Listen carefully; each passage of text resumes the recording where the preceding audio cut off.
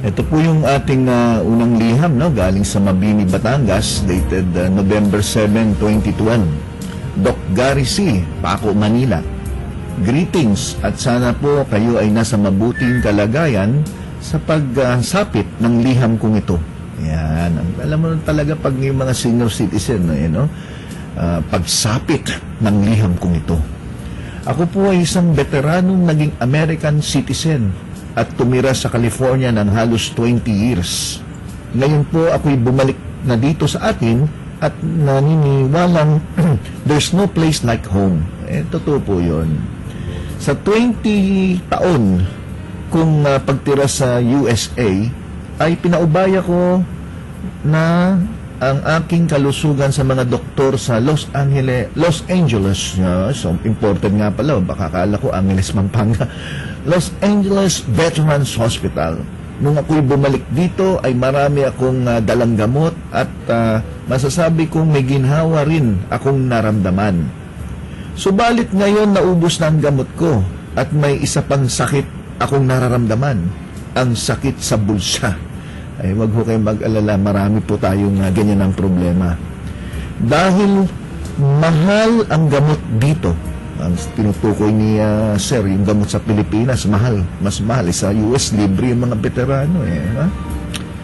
Hindi pa ako lubusang gumagaling dahil nakakaramdam pa rin ako ng sakit ng aking one hood.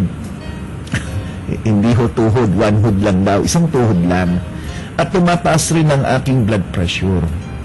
Isang gabi ay hindi ko sinasadyang makarinig ng mga paliwanag ni Dr. Gary C. sa RHTV. Uy, maraming salamat po, tatay.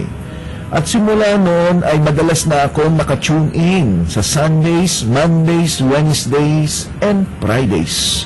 Ay sa mga hindi nakakalam, pag Sunday, 5 ng hapon po ako nag-umpisa rito hanggang 6. Pero pag Monday, Wednesday, Friday, 7:30 po ng gabi hanggang 8:30 ng gabi sa programang Lunas ni Mr. Chris Capulso. Yan. Sumulat po ako upang humingi ng appointment upang maipaliwanag ang aking mapaliwanag siguro nyo ang aking karamdaman. Nais kong mabawasan ang sakit ng aking bulsa. Ang mga gamot na nabanggit nyo, siguro pag nakikinig siya, ay gusto niya malaman kung pwedeng ipamalit sa mga iniinom niyang maintenance na gamot. Ay hindi po, no? Yung mga gamot po na iniinom ay hindi po pareho sa mga food supplements na iniinom. Magkaiba po yun, kaya hindi pwedeng pamalit. Actually, nanggaling na po itong si Tatay Francisco sa aking clinic nung nakaraang linggo at napaliwanagan ko na po siya. And itong ang letter na to ay hinan-carry niya. Instead na mauna yata yung letter, nauna siya. So, salamat po. Sana hindi nyo banggitin ang buong pangalan ko sa TV. Hindi ko po babanggitin, Mr. Francisco Bautista, promise. Teka, sabit na naman yata ako. More power to you. Sincerely, galing kay Mr. Francisco Bautista. Wala naman po masama dito sa liham nyo. Masama kung nagtatanong kayo ng mga pampatindog. Pero nung nag-usap naman tayo, mukhang sabi nyo, ayos pa naman po. So, okay lang po. Anyway, nagpapasalamat po ako dahil yung mga taong nakikinig sa atin at nanonood sa RHTV, hindi naman ako kilala personal yan Yan ay nakikinig lamang at siguro sa ating pagpapaliwanag, nagkaroon sila ng kumpiyansa na bisitahin ako sa klinik at natutuwa po ako dahil nung nakarang linggo, may 6 po na talagang lumuwas galing Isabela, mga teacher. At I'm sure nakikinig sila ngayon. Salamat po sa inyong tiwala na bisitahin ako mula pa sa Isabela, sa may Kawayan, Isabela. So maraming salamat, mga sir and ma'am. Ito po yung pangalawang liham naman natin, no? Galing naman kay Lola Gloria at kay Lolo Tonyo ng Tagbilaran, Bohol. Mahal kong Doc Gary C. Mahal ko din po kayo. Maraming salamat sa lahat ng payo niyo sa radyo. Masugid niyo po kaming mag-asawa na taga-subaybay sa inyong programang Gabay sa Kalusugan. Ako po ay labis na humanga sa inyong malinaw na pagpapaliwanag at madagang pakikitungo sa aming mga young ones. Yan, ibig sabihin niya, bata nung araw. Young ones. Yan. Ako yung young one, ha? Ako yun. Okay. Tuwang-tuwa kami mag-asawa sa inyong pag-awit ng mga makalumang kanta. Nagbabalik alaala nung nanliligaw pa lang si Tonyo sa akin. Si Tonyo, siguro Antonio to. Kaya ako sumulat sa inyo ay para magpasalamat at isangguni ang nararamdaman ng aking asawa. Na-stroke siya noong 2008. At awa ng Diyos, nakarecover na pero laging mainit ang ulo, malimutin at nahihilo. Binigyan siya ng gamot para sa hilo pero di naman nagbabago ang kanyang kondisyon. Nais namin mag-asawa magtungo sa inyong klinika pero dala na rin ng kakapusan ng pera, di kami natutuloy-tuloy. Sana mapadalan nyo kami ng babasahin tungkol sa stroke at pagkahilo. Maraming salamat po. At kung inyong mapagbibigyan, handugan nyo kami ng kanta. Hindi kita malimot. Yan ang paboritong kanta namin mag-asawa. Sinasabayan ka namin sa pagkanta tuwing linggo. Pagpalain ka ng Diyos. Nagmamahal, Lola Gloria at Lolo Tonyo. Tagbilaran, Bohol. Aba, unang-una ay gusto ko munang ipaliwanag na ang stroke ay may kinalaman sa utak. Kung saan ang inyong daloy ng dugo sa utak ay naudlot. Anong dahilan ng pagkaudlot? Number 1, pwedeng ugat na nagbara. Anong dahilan ng pagbabara? Pwedeng kolesterol na namuo o kaya dugong namuo. So, pwedeng blood clot. At pwede naman pong cholesterol plaque na tinatawag. Yung isa pang dahilan ng stroke ay yung tinatawag nating hemorrhagic stroke, kung saan ang ugat ay pumutok. So, tandaan niyo po, dalawang dahilan ng pagkaudlot ng daloy ng dugo sa inyong utak. Una, yung tinatawag na ischemic, ibig sabihin nagbara, at yung pagbabara na yun, pwedeng dahil sa dugong namuo o kaya kolesterol na namuo. Yung pangalawang dahilan, yung tinatawag na hemorrhagic. Ito po yung kung saan ang inyong ugat ay pumutok. Bakit pumutok ang ugat? Number 1, mataas ang blood pressure. Number 2, mahina na yung ugat, yung tinatawag na may aneurysm. Pag sinabing aneurysm, may parte ng inyong ugat na numinipis. At itong parting to, maaring tumaas ng konti ang blood pressure, nagalit, sumigaw, nagbuhat ng mabigat, umiri sa pagdumi, o kaya buntis na manganganak at sa pag-iri, pwedeng na stroke. Yan po yung pagputok ng ugat. Ang tawag doon, ruptured aneurysm. Pumutok yung mismo ugat na mahina. Ngayon, ang tanong, lahat ba ng na-stroke ay nagkakaroon ng pagkaparalisado o kaya nagiging tabingi ang muka o kaya ay walang lakas ang kanyang katawan? Hindi po. Kasi po, depende po sa ugat na na-involve. Kung ang ugat na may kinalaman sa pagsasalita ang nadali, maaaring nabubulol o kaya hindi makapagsalita. Kung ugat naman sa pamingin, pwedeng nabulag. Kung ugat naman po sa inyong pagkilos, maaaring kaliwa o kanan, ay maaaring manghina o kaya hindi manggalaw. Yan yung natawag nating paralysis. Kadalasan, pag kaliwang bahagi ng utak ang na-involve, kanan na bahagi ng katawan na may diferensya. At baliktarin natin, kung kaliwang bahagi ng utak ang na-involve, kanan naman na bahagi ng inyong katawan ang magkakaroon ng diferensya. So, parang pa-X, no? Kaliwang utak, kanan na bahagi ng katawan. Kanan na bahagi ng utak, kaliwang bahagi ng katawan ang involved. Ngayon po, yung pagkahilo, maaaring isang senyalis yan ng pangit na pagdaloy ng dugo.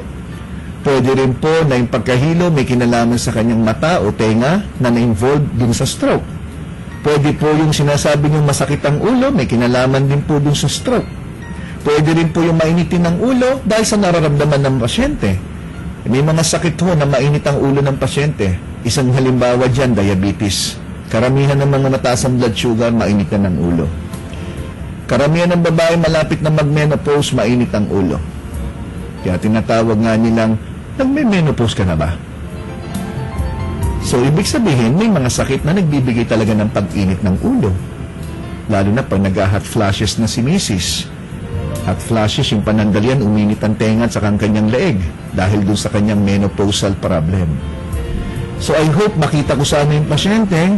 Sana kung sino man yung mga may ganyang pakiramdam na may history na stroke, regular na makita ng doktor. At mahalaga po yung tinatawag na physical exercises o physical rehabilitation. Kailangan magpa-therapy at least 3 times a week. Meron pong naggagalaw-galaw yung mga braso nyo na humina o kaya ma-improve ang blood flow sa pamamagitan ng ehersisyo tulad ng paglalakad-lakad at iwasan na pong kumain ng mga pagkain bawal. Mahalaga po yun. Sa lahat ng klase ng sakit, maski na anong klaseng sakit, kailangan po yung tamang pagkain, tamang pananaw, syempre ang pinakamahalaga, yung faith na kagaling ka at gagandang kondisyon. Para sa akin, maski na sinong doktor puntahan nyo, maski anong gamot, at maski anong hospital puntahan nyo, kung kayo mismo ang problema, yung mismong pasyente ang may problema, mahirap gamutin. Kung ang problema natin sa pasyente may sakit, yung mismong pasyente. Ayan. So sana napaliwanag ko po yan, no? At sana makita ng doktor to. Kung hindi kayo makapunta sa aking clinic, sana makapunta po kayo sa doktor dyan sa inyong lugar. Importante na mabantayan ang blood pressure. Lolo, kailangan bantayan yung blood pressure. Bantayan po inyong cholesterol, ang inyong triglyceride o yung mga tinatawag na lipid. Kaya may mga examination na tinatawag na lipid profile. Tingnan po natin yung bad cholesterol sa good cholesterol. Kailangan po, no, ang bad cholesterol mababa at ang good cholesterol mataas. Ganun din po dapat sa ating bansa. Dapat po yung mababait mas marami kaysa sa mga tarantado. Mga bad. Di ba? Ganun po yun eh. Kaya nga pag sinabing mataas ang cholesterol, ang unang tanong, anong mataas, yung bad o yung good? Kasi pag sinabing mataas yung good cholesterol, ayos lang. Kaya hindi masama ang mataas ang total cholesterol. Tandaan niyo po yan. Hindi masama na mataas ang total cholesterol kung ang balance ng good and bad ay maganda. Tandaan niyo po yan. So, sa ating harangan ni Papa G, pagod ako sa kakapaliwanag. Wala namang bayad to. Biro lang po, no?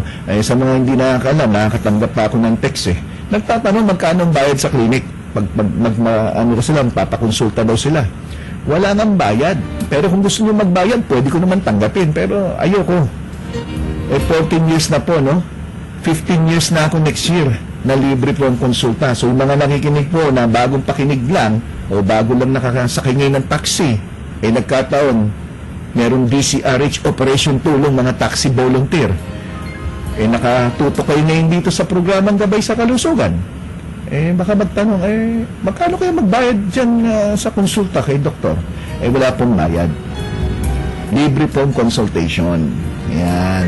At yung mga kailangan ng tungkod o kaya wheelchair, gagawin ko po ng parahan sa abot ng aking makakaya.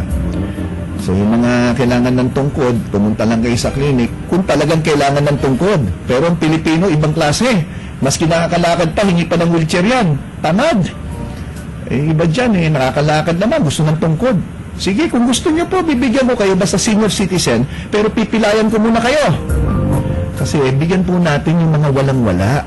Kasi naman sa ka naman nakakita, may pumunta po sa clinic, nakasakay sa kotse, binaba, may driver, meron pang yaya, tumingin ng tungkod. Nung sinabi ng staff ko, nanay, binibigay lang namin yung tungkod sa mga talagang kapos talaga. Nagalit!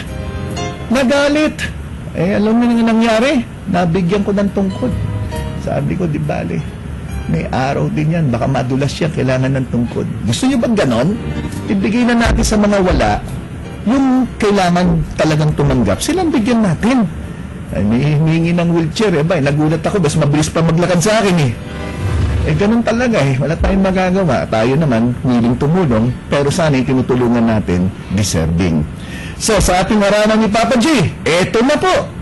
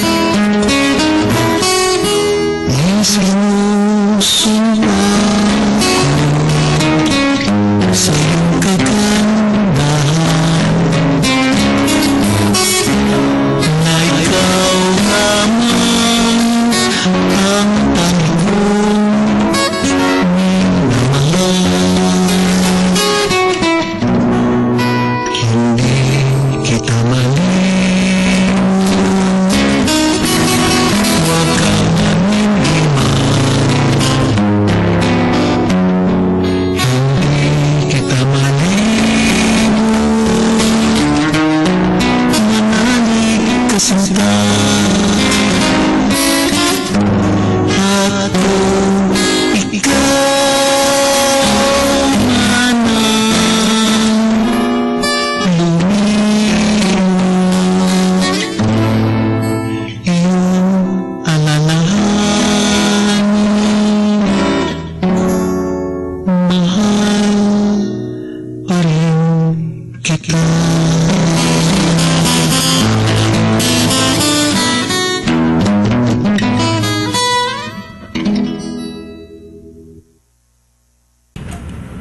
Harana ni Papa G. Hanggang sa susunod na linggo, tuwing alas 5 ng hapon, gabay sa kalusugan, kasama si Dr. Gary C.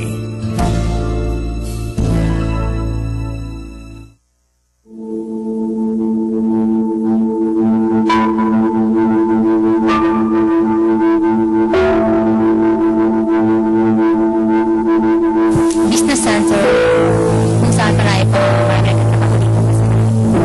siya. Isa siyang luok na nagsisilbing daungan sa Manila o sa Luzon. Parang nagre-represent sa landmark ng Manila. Kaya kailangan na gandahin. Ang araw maganda kasi malinis, saka marami ang namamasyal dyan. Taong walang respeto sa kalikasan. Yun nga lang, pangit naman siya. Pwede na